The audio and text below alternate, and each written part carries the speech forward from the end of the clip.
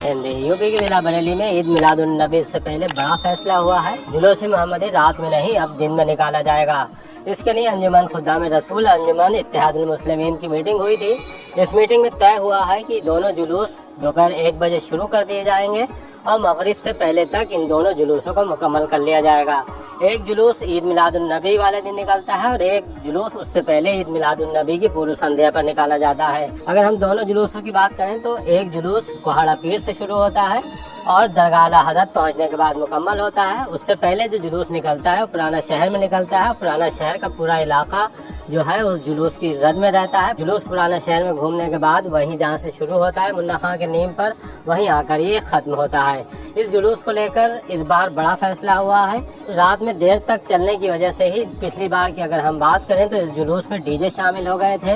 वो डीजे अचानक गलियों से निकालकर सड़कों पर लाए गए, उन्हें बजाया गया था। इसे लेकर अच्छा खासा हंगामा मचा था। पुलिस ने रोकने का प्रयास किया था लेकिन बाद में इन डीजे वाली अंजुमनों को रोका नहीं जा सका था। इसको लेकर काफी लंबी बहस चली और उसके बाद तय हुआ है कि डीजे पर रोक तो पहले से ही थी लेकिन इसका पूरी तरह से पालन सुनिश्चित करने के लिए ये प्लानिंग बनी है कि जुलूस रात की बजाय दिन में ही पूरे कर लिए जाएं। अंजुमन खुद्दाम रसूल के सचिव शान रजा और अंजुमन इत्तेहादुल मुस्लिमीन के सचिव अंजुम शमीम से हमारी बात हुई है। दोनों ने ही इस बात के लिए कहा है हम दोनों ही जुलूस शाम को अंधेरा होने से पहले ही मुकम्मल कर लेंगे। रात में जुलूस किसी तरह से आगे नहीं बढ़ेंगे। पिछले सालों की बात करें तो जुलूस शाम में शुरू होते थे, मगरिब हो जाया करती थी या फिर असर के बाद शुरू होते थे।